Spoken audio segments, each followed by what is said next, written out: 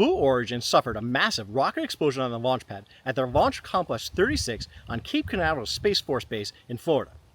The $150 million rocket was in the process of undergoing a routine static fire engine test when it exploded. Fortunately, no one was hurt during the incident, but the damage to the launch pad is extensive to say the least. Blue Origin was lucky that the rocket's satellite payload of 48 internet satellite systems for Amazon Leo broadband constellation weren't loaded in the rocket yet. The biggest loser in all this might be the launch pad, which received so much damage to the structural steel of the launch tower, which was actually bent and melted from the heat of the explosion, that NASA Administrator Jared Isaacman said repairs could take until 2028 to finish and could cost upward of $400 million.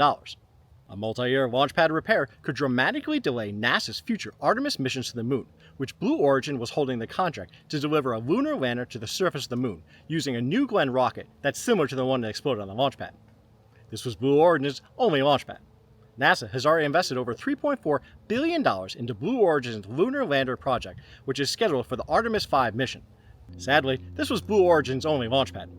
NASA has already invested over $3.4 billion into Blue Origin's lunar lander project, which is scheduled to launch with the Artemis V mission in late 2028.